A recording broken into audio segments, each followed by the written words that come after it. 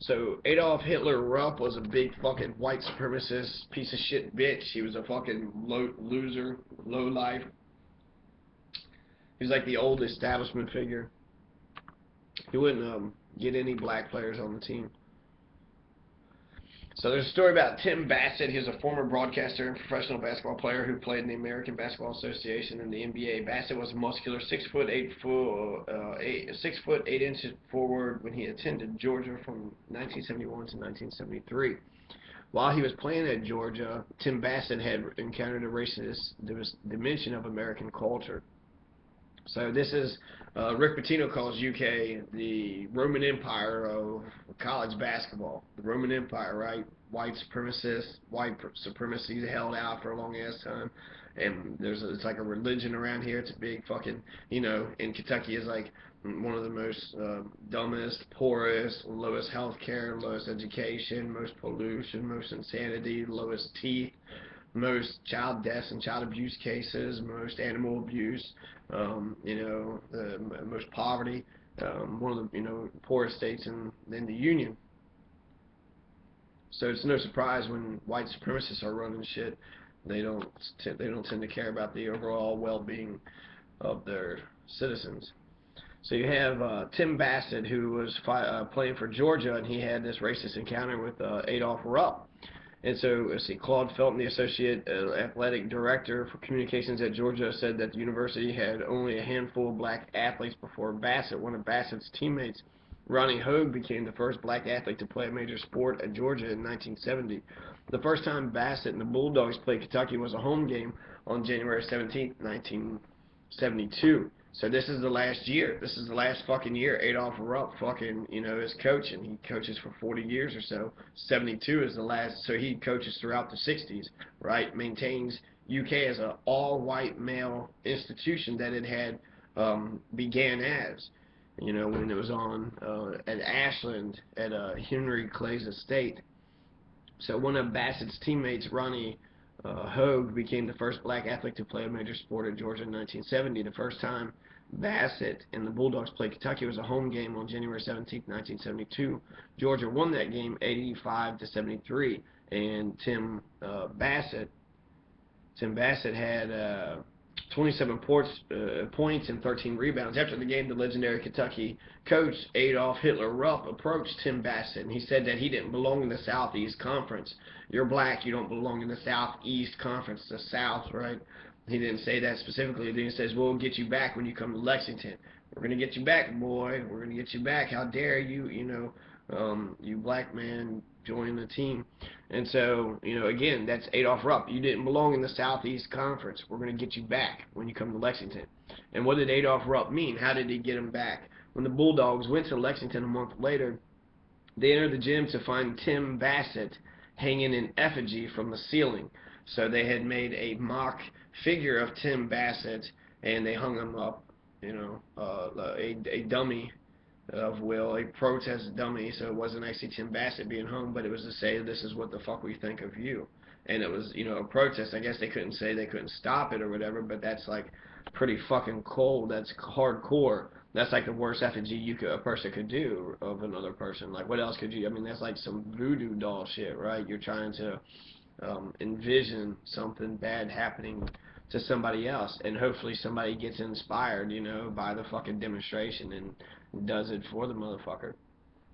So that's Tim Bassett. He goes there and he sees a fucking effigy at fucking Lexington at future Rupp Arena, and they have you go you take if you fast forward to 2008 and UK puts up an Obama effigy. So Obama was running, and Obama in Kentucky only won 6 counties out of 120. They even voted Hillary Clinton over Obama in the Democratic primary. Cynthia McKinney wasn't even allowed on the ballot. She was a Green Party candidate. She was also African American. So 2008, you had the effigy they threw an effigy up at UK and of Obama. So that's very much in the legacy of UK. That is what UK is. It used to be a white supremacist school.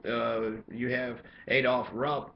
I've heard he said some anti-Semitic words, but mostly he's racist, right? He's anti-black. And so Adolph Rupp is putting an effigy up inside the rafters of the basketball gym at the University of Kentucky, the same way they had put the effigy of Obama, on the UK campus. And then right after that, everybody's like coming out and condemning it and shit, but they didn't elect Obama, and that's, it's what Adolph Rupp had done fucking 40 years earlier, So 40 years, that's, and for people to pretend like that, they forget about this. This is 40 years. This fucking man was the leader of Kentucky basketball for 40 fucking years. So for 40 fucking years, he kept black people from playing, because I guess he didn't want the unfair advantage or something. Um, so he went searching for Rupp's office, but he was stopped before he could get there. So after the game, Tim Bassett wants to see what the fuck is up, right? Even though they wind up losing the game, so that Bassett played pretty decent. He had 17 points and 17 rebounds, but eventually Georgia had lost by about 20 something points. So Tim Bassett went looking for Adolph Rupp to see, just to let him know that he didn't like the effigy, but he couldn't get to his office. He was stopped. And he says I would just want to let him know I was a man. I'm trying to figure out why he felt it was okay to disrespect anybody in that manner. Tim Bassett said, what was his mindset? This is a leader of men, all these years. For him to allow that, it just didn't make any sense. Tim Bassett never had the chance to speak his mind to Adolf Hitler or Rupp. That was the final time Bassett faced Rupp's Wildcats. Rupp retired after that season. When the Bulldogs went to Lexington a month later, they entered the gym to find Bassett hanging in effigy from the ceiling. Right, the stunned Bassett's teammates offered not to play the game if Tim Bassett was too uncomfortable there, but Bassett said, "Let's go in, proceed anyways." So he got 17 points, 17 rebounds. Good game, but they lost overall. So there's an altercation between Bassett and Ronnie Hogue.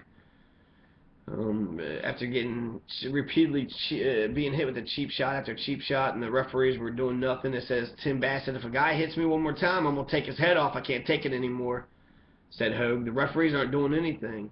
So, of course, there's been a very long, deeply entrenched, institutional, systemic white supremacist culture at UK, specifically at the University of Kentucky. So in 2008, right, we had the Obama effigy. The racism is very potent. So out of 120 counties, 114 counties voted for anybody else but the black guy. And so that's the majority of the counties. Adolph Rupp drew criticism late in his career for failing to recruit African Americans, and only one black ever played for him. So there was 7-foot Tom Paine. Tom Paine is the only black man that ever played for Adolph Rupp. And the Adolph Rupp revisionist, the fucking fans don't want to hear anything bad about their team, no matter if it's, no matter how true it is. But they're going to point out Tom Paine was on there. Well, that's the only one person up until 1972. So he went through, the assassination of Martin Luther King. He saw, Mandela, and he saw Malcolm X, and he saw Black Power, and he saw the hippies, and he saw, a lot of things during the 60s. And still he was like, I'm white supremacist, and I'm going to be white supremacist till the day I die. That's for 40 fucking years. So talk about a foundation of white supremacy for 40 years. Adolph Rupp got to put his fucking vitriol and hatred and his stupid ass ideas out to the world because he thought he was a badass fucking coach, and probably he thinks he's a badass because he's mean to his fucking students or the players, which isn't that's not talent. That's not talent. You just got a sadistic fucking drive, and sometimes that really doesn't work. So it says that Rupp talked of recruiting black folks in the 60s. It was one of the last major basketball schools to integrate his program. Adolph Rupp reportedly didn't recruit Connie Hawkins, the nation's best high school player, in 1960, so he didn't recruit Connie Hawkins when he learned that Connie Hawkins was black. It was like, oh, wait, he's black, I'm not going to recruit Connie Hawkins in. And then he vowed that blacks would never play for him. So Adolph Rupp says, I will never allow any black person to play for the University of Kentucky. So karma, right? Mostly black folks are on the team, but still being exploited, still not being paid, still carrying out a culture of white supremacy. Not all UK fans are not white supremacists, but all white supremacists are going to be rooting for UK. And I think it's because the association is Louisville is, a big city compared to Lexington, and it is bigger, but they're really both redneck towns. But the perception is that since there's more black folks in Louisville, therefore U of L is more of a city college, whereas UK is more of a country college. So therefore, that that sort of divide, good old boy backwards fucking racist hicks are going to support UK over U of L, especially with Adolph Rupp and this fucking long legacy of white supremacy, regardless if Calipari is carrying that, that out. Specifically himself, he is a white man. He is a white man profiting off the exploitation of young black males and their labor, right? So that's still a plantation mentality. And so that's Adolph Rupp. Adolph Rupp said no black person was ever going to play, but they are playing for UK and U of L, so that offers scholarships to young black men who are talented enough to get into school. There's to play basketball, and there's there's only like 4 people from Kentucky playing for Kentucky, and only 3 from Kentucky playing for Louisville, and only 1 from Louisville that's on Louisville, and only 2 from Lexington that's on the Lexington team. So really, there's not many Kentucky players, being brought up. So we can be fans of stuff, but really we're being fans of, somebody else's game. Somebody else is profiting from all this. So that's Adolph Rupp. There's Rupp Arena. They're carrying on this fucking shitty. They should rename the thing or just tear the thing down and just play outdoors or something, because it's just a legacy of hatred. Adolph Rupp, vowed to never let any black person play throughout the 60s. He fought, any black people from ever playing. And then in 72, he would put a fucking effigy of Tim Bassett up, So what a dick. What a prick. Well, that's some sick shit. That's some real sick shit. Don Haskin team in 1966 kicked the pig out of that Hitler scumbag, so perhaps Adolph Rupp's most memorable game was a loss. It was a 1972-65 defeat in the 1966 NCAA Finals. So Texas Western was the first team with 5 African-American starters to win the national title, and its victory over an all-white Kentucky team carried social significance, especially during the 1960s civil rights struggle. It was reported that at halftime, Adolph Rupp used the words coons in reference to the Texas Western, and the Miners' Neville Shedd remembered that Adolph Rupp failed to shake hands with the Texas Western players after the game and never gave the winners any credit for their victory. So, Adolph Rupp is trying to maintain this all-white supremacy, Anglo-Saxon, Hitler-esque, legacy at UK. And they were defeated by Texas Western in the NCAA championships in 1966.